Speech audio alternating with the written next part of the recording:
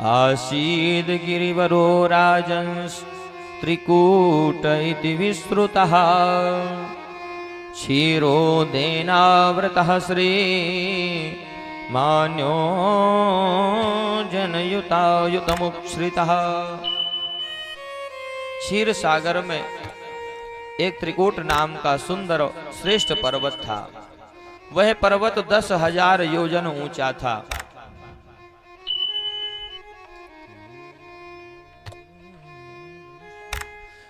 उस पर्वत में सिद्धचारण गंधर्व विद्याधर महोरगै किन्नरैरप्सरोभिश्च क्रीडद्भिर्जुष्टकंदरः। उस पर्वत पर बड़ी बड़ी कंदराएं थी। उस कंदराओं में सिद्ध, चारण, यक्ष, किन्नर ये सब रहते थे। बड़ी बड़ी चट्टानें थी।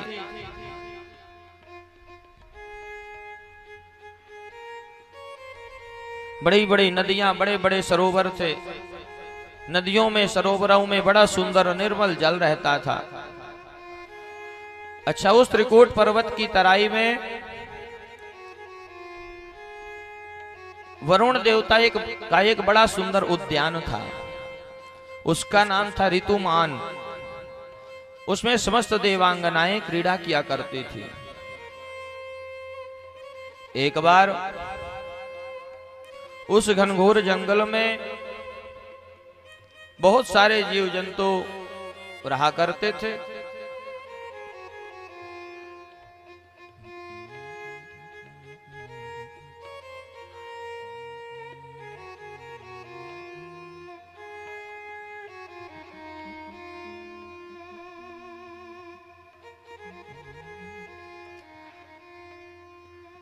तत्रैकदा तद्गिरिकाननाश्रयः करेणुभिर्वारणयूथ पश्चरन् सकण्टकान् कीचकवेणुवेत्रवत् विशालगुल्मं प्ररुजन् वनस्पति। उस वन में हाथियों का परिवार, शेर का परिवार, ऊंट का परिवार, अनेक प्रकार के पशु जानवर रहते थे। हाथी बड़ा पहलवान था। उससे सारे जंगल के जीव जंतु डरते थे। यह जब भी वन में चलता था तो इसके बच्चे, इसका परिवार इसके पीछे पीछे चलते थे। उसकी धमक से धरती कांपती थी। एक समय की बात है, सरोनिलं पंकजरेणुरूषितं जिघ्रन् विदुरान् मदविवलेक्षणः वृतः स्वयूथेन त्रसार्दितेन ततो सरोवराभ्यासमथागमद्रुतम्। एक बार गर्मी के समय में बड़ी जोर की धूप थी।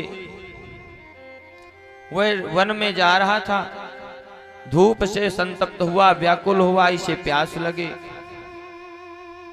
जैसे ही प्यास लगी, उस निर्जन वन में चारों तरफ जल ढूंढने लगा। जैसे ही जल ढूंढा, उसे जल तो दिखाई दिया नहीं, और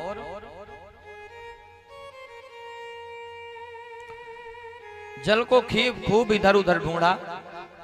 जब कुछ आगे तक पढ़ा तो उसको जल की सुगंध आने लगी। अच्छा, जंगल में कहीं भी जाएं, जिधर भी जल होता है उधर से बड़ी ठंडी हवा आती है। तो इसका अनुभव करते हुए वह गजराज वन में आगे बढ़ा जल की खोज में।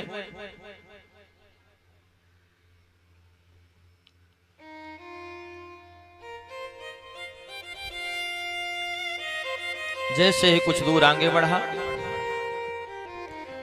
सो से एक सरोवर में बड़ा सुंदर स्वच्छ निर्मल जल दिखाई दिया।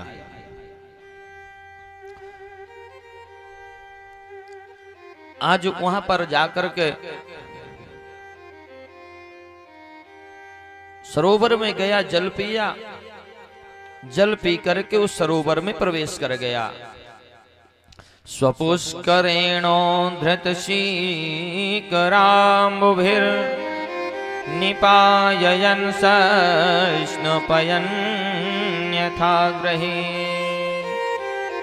घृणीकरेणो कलभांश दुर्मदो नाचष्टकृच्छ्रं कृपणो जमायया।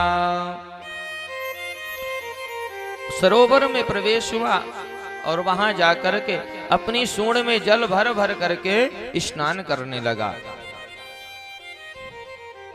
लेकिन गजेंद्र को यह बात पता नहीं थी कि मेरे सिर पर आगे चल करके बहुत बड़ी विपत्ति आने वाली है।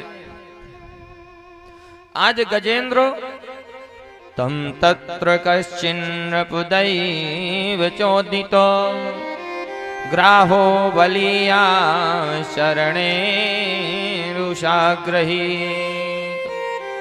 यद्रक्षयैवं व्यसनं गतो गजो यथा बलं सोति बलो विचक्रमे। जैसे ही वह गजराज वन में सरोवर में स्नान करने में उन्मत्त हो गया, खूब क्रीड़ा करने लगा। उसी सरोवर में एक ग्राह रहता था। वह ग्राह को क्रोध आया कि बताओ मेरे रहने के स्थान को कितना गंदा कर दिया यह गजराज।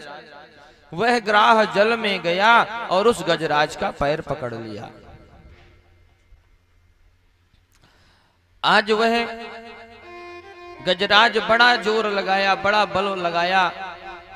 जैसे ही गजराज बल लगाता तो ग्राह को बाहर तक खींच करके लाता, फिर ग्राह जोर लगाता तो जलचर जीव है, जल में है, वह जोर लगाता तो गजराज को अंदर तक लेकर के जाता सरोवर के। जैसे ही दोनों को यह खेल चलता रहा, गजराज अपने परिवार को पुकारता है कि अरे भैया मेरा कोई साथ दो, मुझे बचाओ। परिवार के बच्चे, उसकी पत्नियां सूंड से सूंड मिला करके निकालने की चेष्टा करते हैं, लेकिन निकल नहीं रहा है। ग्राह के चंगुल से मुक्त नहीं हो रहा। इस प्रकार जब काफी समय व्यतीत हो गया, इसके परिवार के जितने इसकी पत्नियां थी, बच्चे थे, वे सब सरोवर के बाहर जाकर के खड़े हो गए। कहते हैं भैया तुमको निकलना हो तो निकलो, भाई हमने तो पूरा प्रयास किया, अब आपके कारण हम अपने प्राणों का त्याग नहीं करेंगे। जैसे ही यह बात गजराज सुना, आज गजराज को बड़ा दुख हुआ कि बताओ जब तक मेरे जीवन में सुख था तब तक मेरा परिवार मेरे साथ रहता था, आज मैं दुखी हूं, संकट में हूं, तो आज मेरा परिवार मुझे छोड़ करके यहां से चला गया।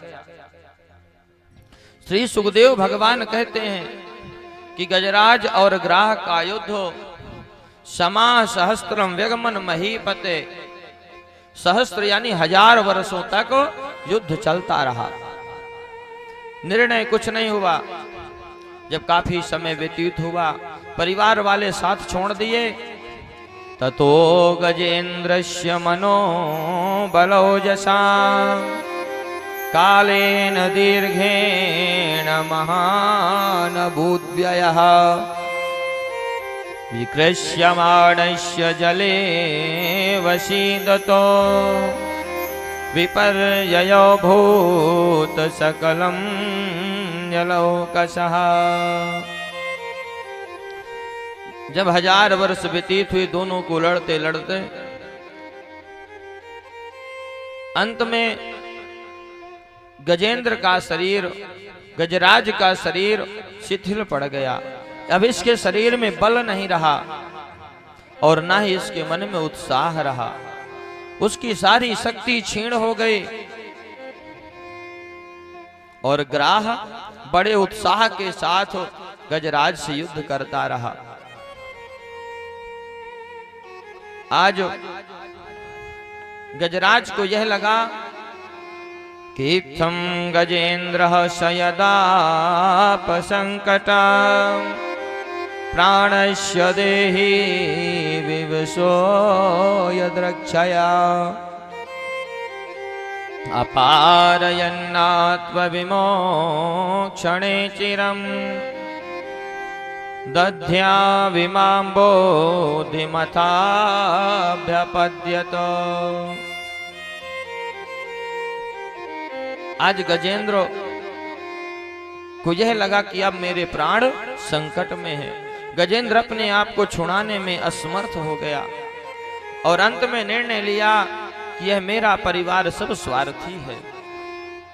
जब तक जीवन में हमारे पास सुख है तब तक संसार के लोग आकर के बैठते।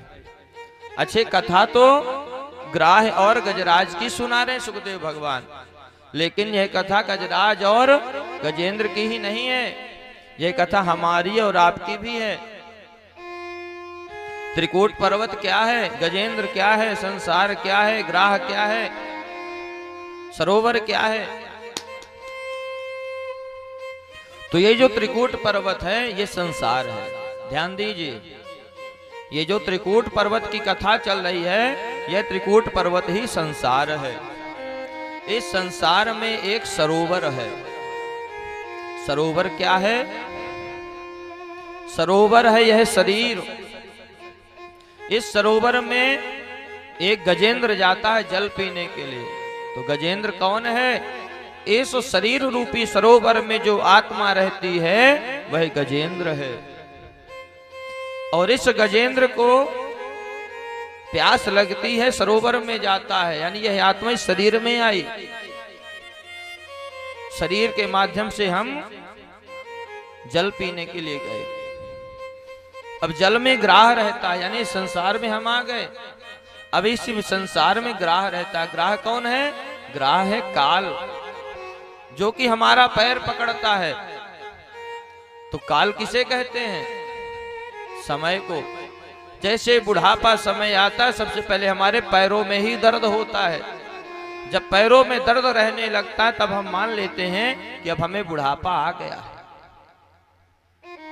उस समय यदि हमने अपने आप को सुधार लिया, संवार लिया, तब तो आगे की यात्रा कर पाएंगे, अन्यथा गजेंद्र की तरह हमारे प्राण संकट में पड़ जाएंगे।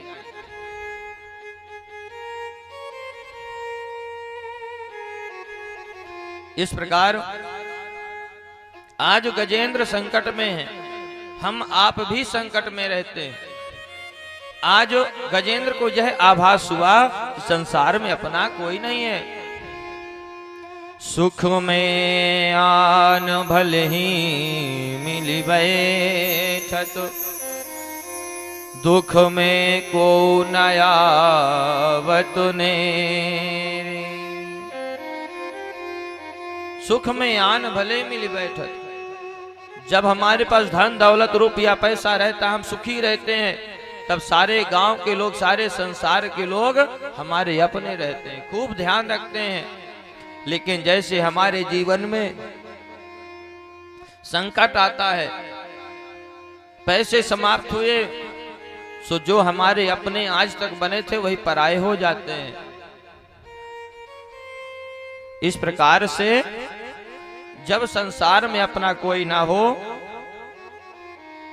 तब हमें घबराना नहीं चाहिए।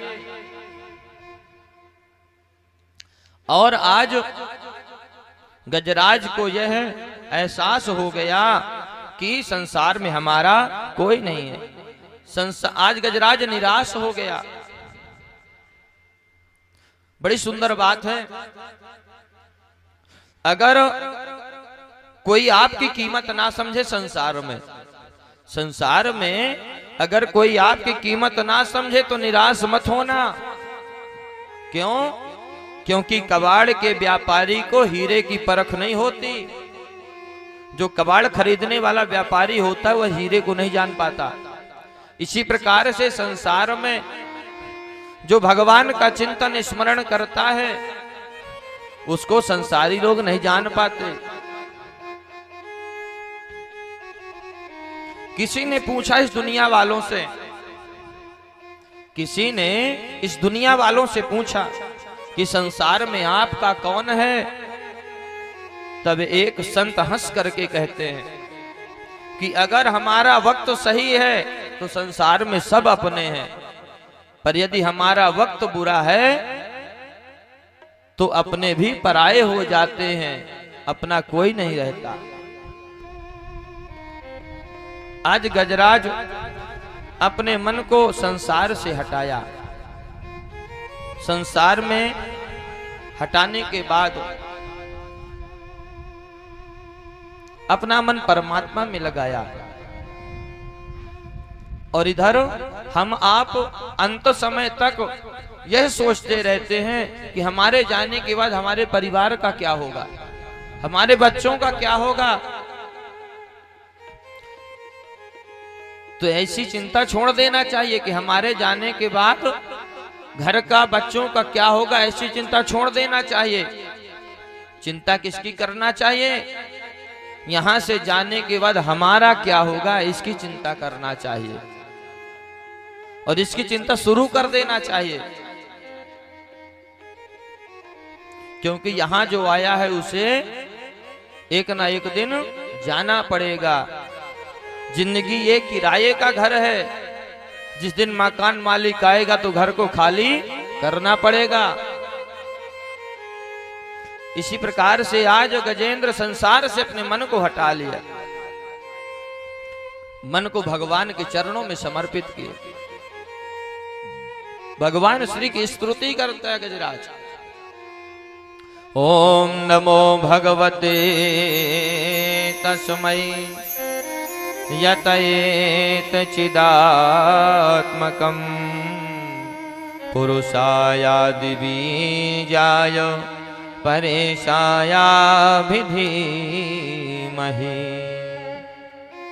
गजेंद्र कहता है, हे प्रभु, जो इस संसार के मूल कारण है, जो सबके हृदय में पुरुष रूप से विराजमान है, जो इस संसार जगत के एकमात्र स्वामी हैं, जिस परब्रह्म परमात्मा, जिस भगवान के कारण इस संसार में चेतना है, ऐसे परम पिता परमात्मा को मैं प्रणाम करता हूँ। गजराज इस स्तुति में किसी भगवान का नाम नहीं लिया। ब्रह्मा जी, शंकर जी सब एक दूसरे, विष्णु भगवान, दुर्गा मैया सब एक दूसरे की तरफ देख रहे हैं कि शायद कोई तो जाए। आज संकट में गजराज है, आर्त भाव से पुकार रहा गजराज। गजराज की तरफ कोई जाने वाला नहीं है। जब कोई नहीं गया तब भगवान श्रीमन नारायण कहते हैं, जो संसार में किसी की स्तुति नहीं है, जो किसी का भक्त नहीं वह मेरा भक्त है, जो किसी की स्तुति नहीं करता वह मेरी स्तुति है।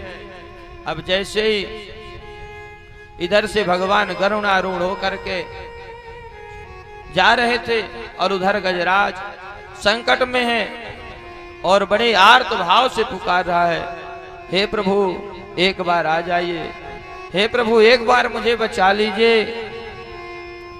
गोविंद चले आओ, गोपाल चले आओ, गोविंद चले आओ, गोपाल चले आओ। ये मुरलीधर नंदलाल चले आओ, हे मुरलीधर नंदलाल चले आओ। गाइए गोविंद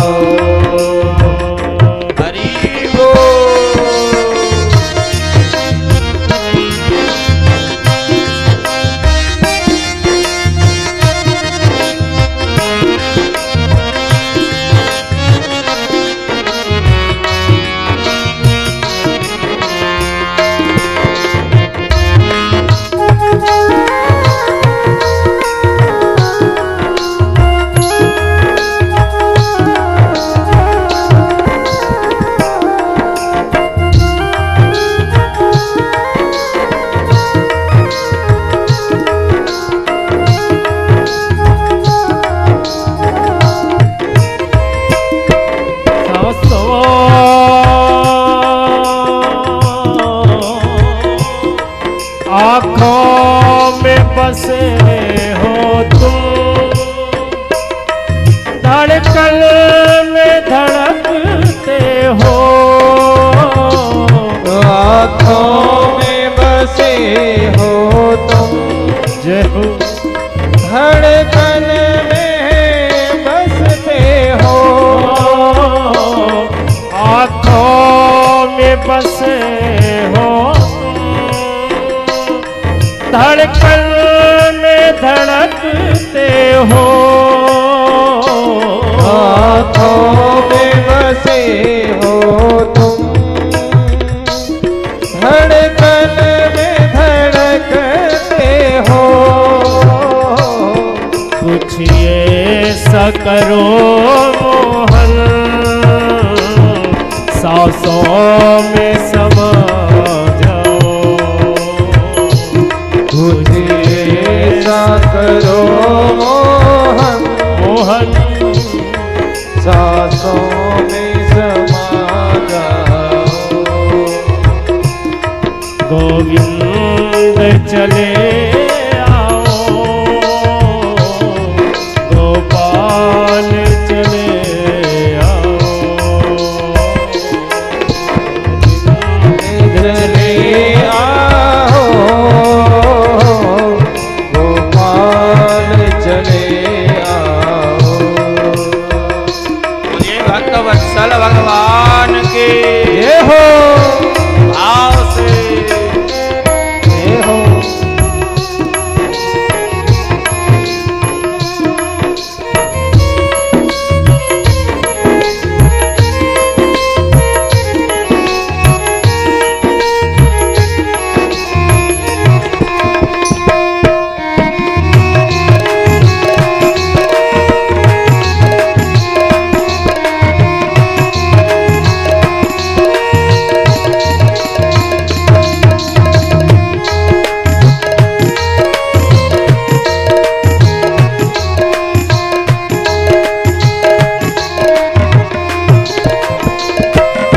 तेरे दर्शन को मोहन, मेरे नैना तरसते हैं। दर्शन को मोहन, मेरे नैना तरसते हैं। तेरे दर्शन को मोहन,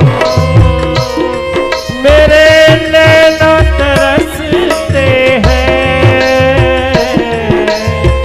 दर्शन को मोहन, प्यारे मेरे नैना तरसते हैं। है अर्ज मेरी मोहन, अब और न तरसाओ। हे अर्ज मेरी मोहन, अब और ना तरसाओ। गाइए गोविंद चले आओ, गोपाल चले आओ। गोविंद चले आओ, गोपाल चले आओ। ये भक्त वत्सल भगवान के ये हो,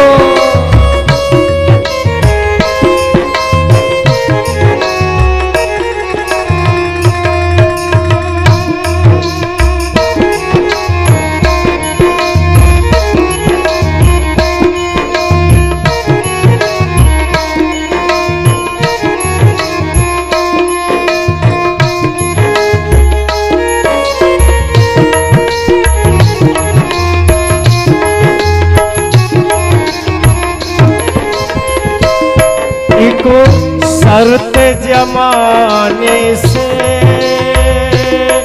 प्रभु हमने लगानी है। एक शरत जमाने से हरि बोल। प्रभु हमने लगानी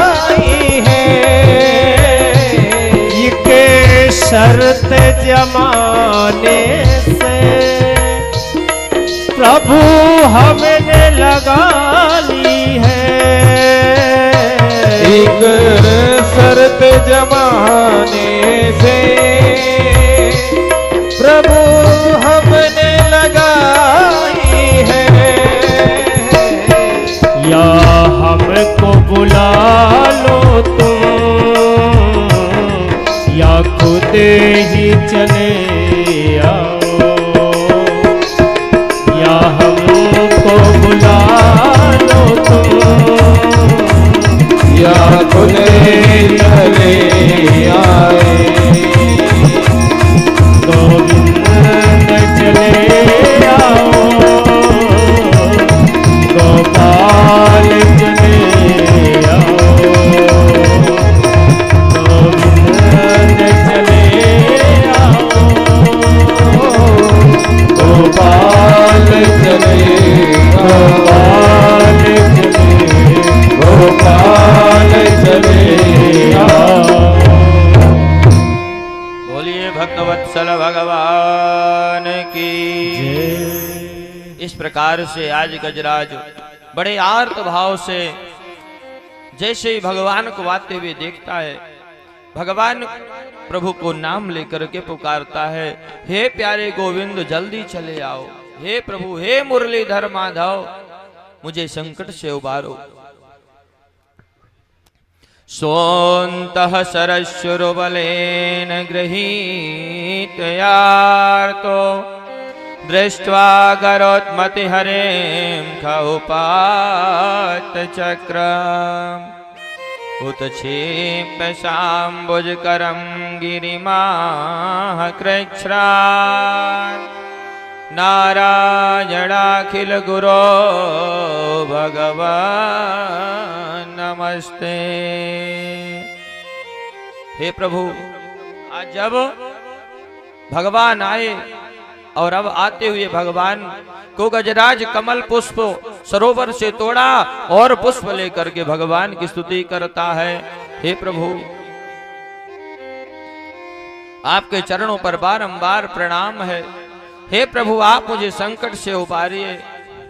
उसी समय पर भगवान श्रीमन नारायण आए। डूबते हुए गजराज की केवल सूंड ऊपर दिखाई दे रही थी। भगवान श्रीमन नारायण गजराज की सूंड पकड़ करके बाहर निकाले, साथ में गजराज पैरों में लिपटा हुआ चला आया ग्राह। जैसे ही भगवान बाहर आए, गजराज ग्राह के सहित चले आए। भगवान उसी क्षण अपना सुदर्शन चक्र प्रकट किए, ग्राह का धड़ सिर से अलग किए और गजराज को भी दर्शन दे करके उसका उद्धार किए। इस प्रकार से श्री सुखदेव भगवान राजा परीक्षित को कहते हैं, भगवान श्री हरि का अवतार लिए और पुकारा था गजराज, पहले ग्राह का उद्धार किए, तत्पश्चात गजराज का उद्धार किए। कहते हैं प्रभु ये दोनों कौन थे? तब श्री सुखदेव भगवान कहते हैं कि यो सौ ग्राह सवै सद्य परमाश्चर्य रूप धृक मुक्तो देवल शापेन हो गंधर्व सत्तमः। यह पूर्व जन्म का हो नाम का गंधर्व है। यह जब संत महात्मा जाते, इसके पास ऐसी विद्या थी कि जल में भी यह 2-4 घंटे रह सकता था। तो जब संत महात्मा सरोवर में स्नान करने के लिए जाए तो उनको पैर पकड़ता था जल के अंदर, उनको डरवाता था। संत डर जाते थे। एक दिन देवल ऋषि जाते हैं, देवल ऋषि का पैर पकड़ता है, देवल ऋषि डर गए और यह बाहर जाकर के खड़े होकर हंसने लगा। देवल ऋषि श्राप देते, अरे मूर्ख, तुम मगर की तरह चुपके से आते हो, जल में पैर पकड़ते हो, जाओ मगर बन जाओ। तब हाथ जोड़ करके प्रार्थना करता, प्रभु मेरे कल्याण का कोई रास्ता बतलाइए। तब देवल ऋषि कहते हैं कि भगवान स्वयं तुम्हारा कल्याण करेंगे, तुम्हारा उद्धार करेंगे।